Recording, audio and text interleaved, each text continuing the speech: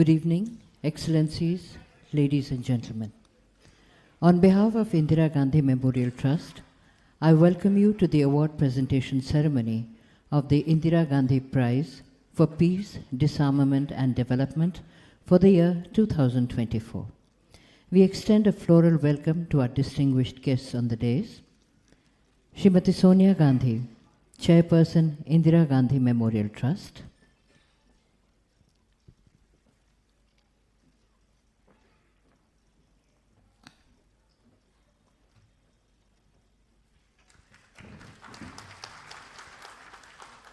Her Excellency, Michelle Bachelet, former President of Chile.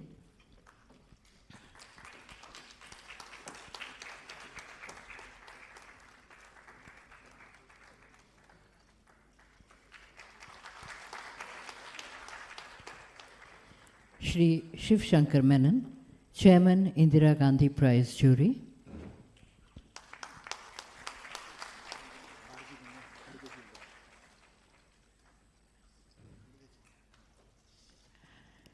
Shri Mallikarjun Khadge, President of the Indian National Congress.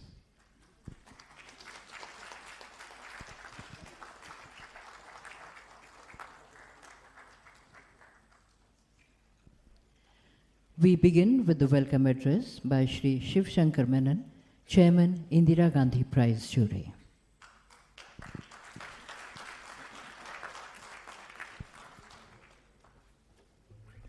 Your Excellency, Madam Michelle Bachelet, former President of Chile, Madam Sonia Gandhi, Chairperson of the Indira Gandhi Memorial Trust, ladies and gentlemen and friends, it gives me great pleasure to welcome you to the award ceremony of the Indira Gandhi Prize for Peace, Disarmament and Development for 2024. The prize was established to commemorate one of India's greatest 20th century leaders, Mrs. Indira Gandhi, and her remarkable contribution to national and global well-being. It seeks to recognize and promote what she stood and worked for, a world free of prejudice, where men and women of all lands can live in peace, cherishing our common humanity and universal heritage. Hence this prize for peace, disarmament, and development. The previous recipients of this prize have included those who worked to bring Arabs and Israelis together, Pratham for pioneering work in education in India, Her Excellency Mrs. Ellen Johnson Sirleaf of Liberia, Mary Robinson, and former UN Secretary General Kofi Annan, and organizations like Médecins Sans Frontières. I cannot think of a time when the purposes for which the prize was established were more relevant. We are in a world today which is adrift, where uncertainty, conflict, and human displacement are at levels that we have not seen since World War II. By any metric, deaths by conflict, internally displaced people, international refugees, we are in a much more dangerous and unpredictable world, marked by the return of power politics. And sadly, there is no sign of a cogent or effective international response to this situation. If ever we needed the work and values that the prize recognizes, it is now. And that is why we are gathered here today, because Madame Michelle Bachelet is the awardee of the Indira Gandhi Prize for 2024. There could not be a more fitting awardee. And let me count some of the ways, just some. In Dr. Bachelet, we have somebody who has consistently stood for values in politics and shown by her actions how to practice what she believes. In 2 terms as President of Chile, she showed how to come to terms with and to move forward in a polarized polity, and was an important voice for the rights of the most vulnerable and sections of the population. And no part of humanity suffers more from today's dysfunctional world than women and children. And she represents striving and hope for women and children in two very important ways. She has shown by her work that women are not just victims, but have agency. And what she did as the first executive director of UN Women will always be remembered, because it started a whole area of work which created constructive outcomes in the multilateral world. And we all know how rare that is. She was also a beacon of hope in her other role as UN High Commissioner for Refugees, where when power politics seems to trump reason, humanity, equity, and justice, and when a return to constructive multilateralism is essential if we are to deal with the kind of grave transnational issues that we face, such as climate change, developing country debt, inequality, and deprivation. And her work, actually, in the multilateral sphere shows us how we and the multilateral system might do so. So with these few words, allow me to felicitate Madame Bachelet and to welcome you all to this awards ceremony. Thank you very much.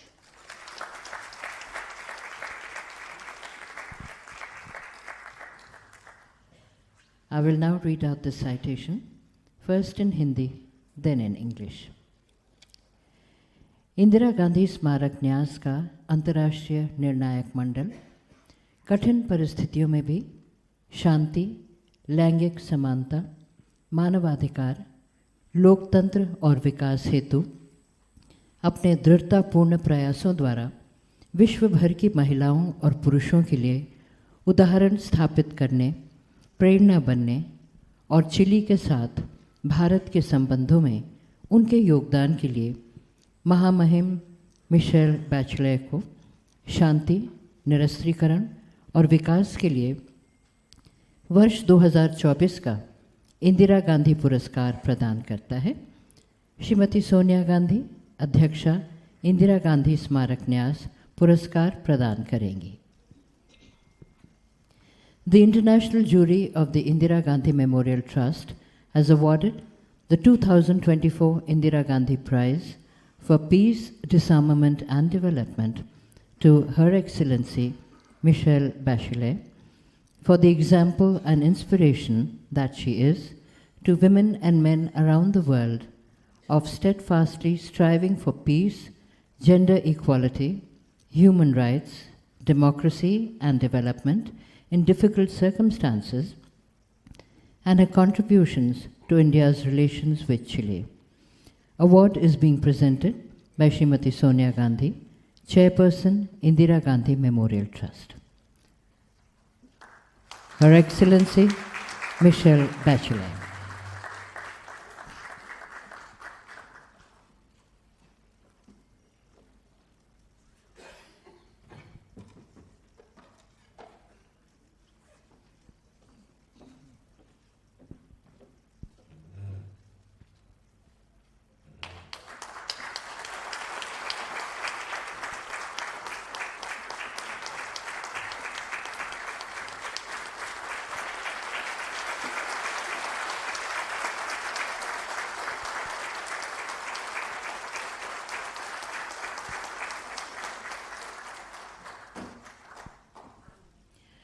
I request Srimati Sonia Gandhi, Chairperson, Indira Gandhi Memorial Trust, to kindly address the gathering.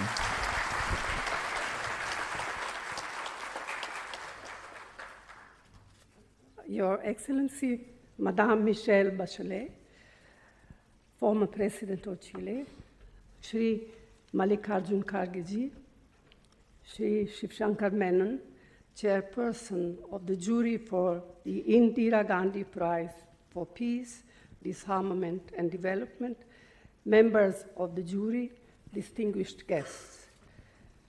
The Indira Gandhi Prize for Peace, Disarmament and Development was instituted in 1985 in the memory of one of the most extraordinary woman leaders of our time. The award commemorates Indira Gandhi's monumental contributions by celebrating women, men, and institutions that have worked towards social development, peace, sustainability, and numerous other causes. It reminds us that even in times of strife, there are those who fight for progress, justice, and the well-being of humankind. As India's first and only woman Prime Minister of India, Indira Gandhi reshaped our country with her policies dedicated to ameliorating poverty, deprivation, conflict, and inequality. She once said, and I quote, "Peace we want because there is another war to fight against poverty, disease, and ignorance." Her work reflected these beliefs that everyone has the right to live without oppression, prejudice, poverty, and violence. The breadth and depth of her accomplishment continue to be recalled and admired in India and across the world. As a leader with a compassionate heart, a deep love for her people, a fierce commitment to human rights, and an unflinching faith in nonviolence, her legacy continues to inspire countless people. Today, I feel privileged to be able to say a few words on the life of another extraordinary, inspiring leader whom we are honoring. Former President Michelle Bachelet has seen at first hand loss, oppression, torture, and exile in her early years. It is a remarkable coincidence how both these two women, were born and raised in times of strife. Their country, their people, their family, and they themselves were victims of subjugation.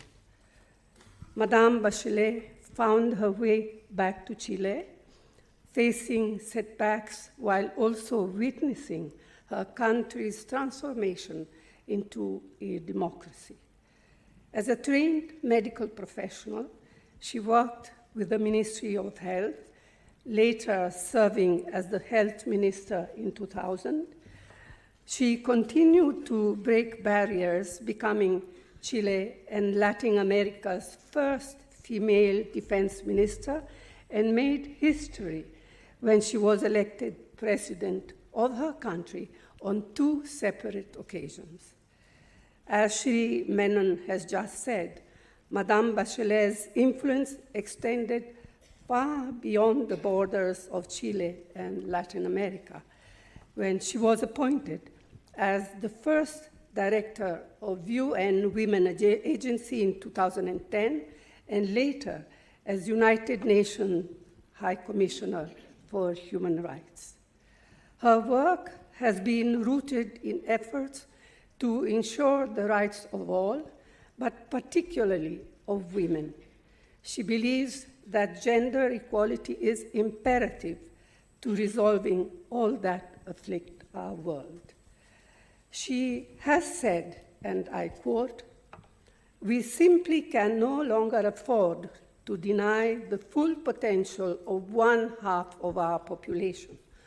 The world needs to tap into the talent and wisdom of women, whether the issue of food security, economic recovery, health, or peace and security. The participation of women is needed now more than ever." Unquote. As president, she reformed her country's healthcare system by improving access to primary care facilities, targeting her government's policies towards vulnerable sections such as victims of sexual abuse, promoting their rights to good health and well-being. She was also responsible for improving the conditions and treatment of women in the military, in the police force. Her far-reaching tax reforms resulted in more inclusive pension schemes and social protection programs for women and children, and the adoption of quotas to increase women's political participation. Legislations introduced by her government have done much to promote equality, rights, and freedom to all. So it is indeed an honor for the Indira Gandhi Memorial Trust to confer the Indira Gandhi Prize for Peace, Disarmament, and Development 2024 on President Michelle Bachelet, who epitomizes the very essence of Indira Gandhi's life and work. And it is now for all of us here to look forward to hearing Madame Bachelet, and it is with great, great pleasure that I invite you, her, to address us. Thank you.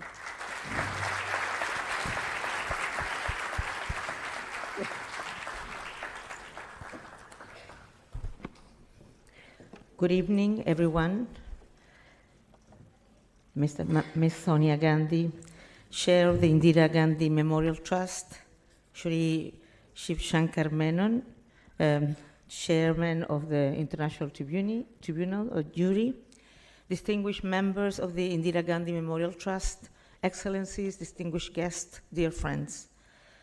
I would like to express my deepest gratitude for the Indira Gandhi Prize for Peace, Disarmament, and Development, which has been conferred upon me by the Indira Gandhi Memorial Trust. I wish to extend my special thanks to all of those who are part of this trust, as well as to the members of the Indira Gandhi's family. I am profoundly honored by this distinction. Before I continue, I cannot fail to acknowledge the tragic attack that struck this city last week, claiming 9 lives and injuring many others. My deepest condolences go to the families who have lost loved ones, and my heartfelt wishes for the recovery of all those who were wounded. We know that violence is never the way. Peace, one of Indira Gandhi's deepest convictions, must always guide us forward. And yet, even in moments of sorrow, the spirit, the resilience of this nation shine through. It is a true privilege to be once again in India, a country of extraordinary cultural richness, profound history, and vibrant diversity. Standing here, one cannot help but feel the weight and beauty of this land, where ancient civilization gave birth to philosophy, science, and art that still illuminate the world today. This is a country where tradition and modernity walk hand in hand, where the past speaks through every stone and hope shines in every face. From its timeless wisdom to its modern achievements, India has always been a source of inspiration for the world. The generosity, wisdom, and vitality of the Indian people are a living testament to the strength of community and the power of shared purpose. I recall my first visit here in 2009, when Prime Minister was Prime Minister Singh, and in that occasion I have the joy to meet you, Madam Gandhi. I came because it was the 60th anniversary of the establishment of bilateral relationships between our two countries when I was serving in my first term as President of Chile. The warmth and hospitality we received left a lasting impression. 2 years earlier, in 2007, our nations had signed the Preferential Trade Agreement, which helped strengthen our partnership and sustain growth even amid one of the most severe global economic crises in modern times. Today, I wish to pay tribute to the remarkable life and legacy of Indira Gandhi, a visionary woman and a tremendous source of inspiration for so many people around the world. Her legacy, one that sought to enlarge freedom of humankind while pursuing peace, justice, and progress, remains more alive than ever. The Indira Gandhi Memorial Trust, committed to carrying forward the work she began and to supporting the causes she held dear, continues to honor her vision. She believed that nations could prosper only if they live in harmony with one another. This belief feels even more urgent in today's fragmented world, as Mr. Menon was remembering us, marked by multiple conflicts and with challenges that no nations can solve alone. And one of these challenges is the triple planetary crisis of climate change, pollution, and biodiversity loss. Let us not forget that Indira Gandhi was among the first world leaders to recognize that the future of humanity depends on our relationship with nature and our duty to protect the environment. This truth remains more compelling and urgent than ever. One of the very causes that deeply move Indira Gandhi is also what inspired me to enter into politics, to improve the welfare of the people. Early in my life, I realized that people's well-being is intrinsically linked to the respect for human rights. Peace and progress are inseparable from human dignity, and without human rights, the full development of our potential as human beings becomes impossible. I have witnessed this throughout my life, in my roles as Minister of Health, as Minister of Defense, as President of Chile, as Executive Director of UN Women, and High Commissioner for Human Rights. The defense of human rights never ends. We must always safeguard the essential freedoms of all people. As Indira Gandhi once said, and I will quote, "Peace, like freedom and progress, is indivisible. If freedom is crushed anywhere, it does diminish the freedom of all others." End of quote. Her words resonate deeply today, reminding us that we must continue to defend human rights everywhere and always. It is precisely for this reason that the struggle for human rights is inseparable from the defense of democracy. Though not perfect, democracy remains the best system we have built. Yet democracies must deliver. They must respond to the urgent needs of their people. Otherwise, they risk becoming irrelevant and losing their very meaning.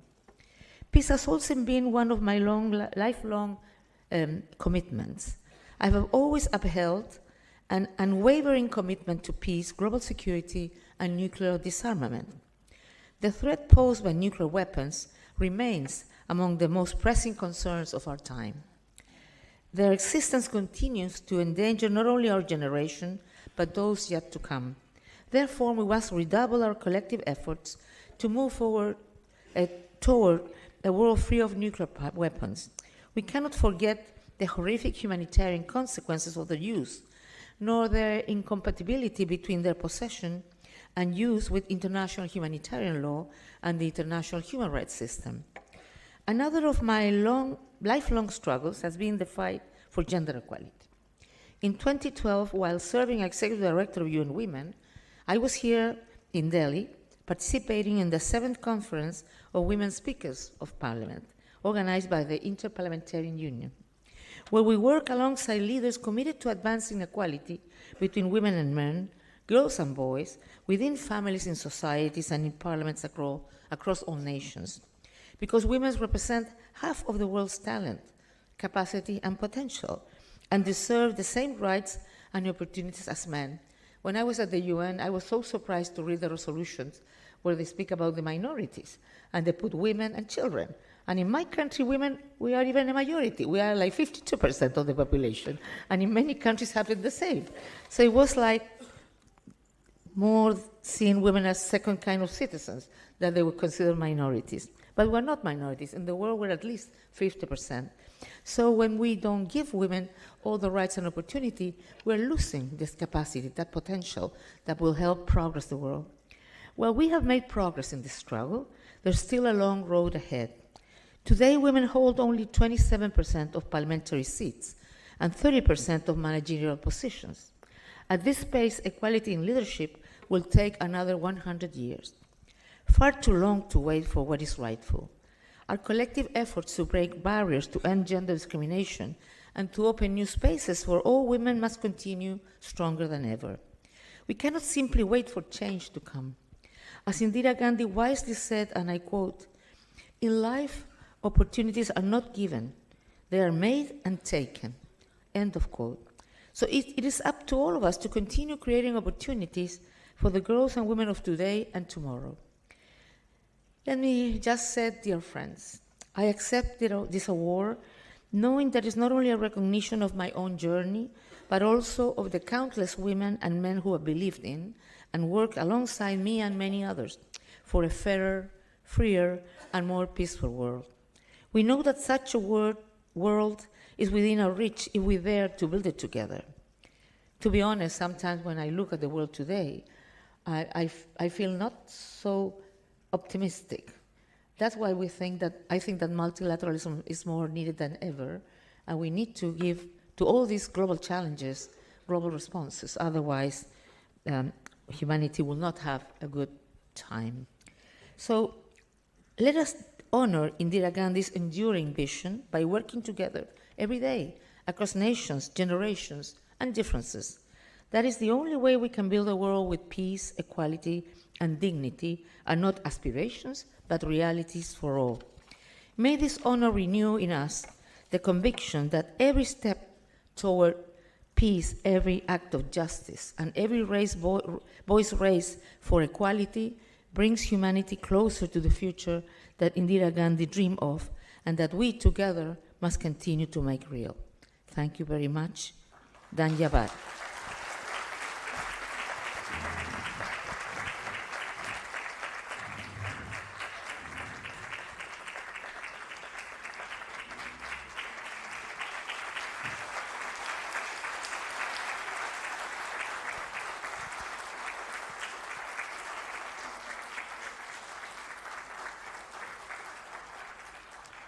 Thank you. We now conclude the award presentation ceremony of the Indira Gandhi Prize for Peace, Disarmament and Development for the year 2024. You are requested to join us for high tea. I request you to kindly take the door right behind you in the center for high tea.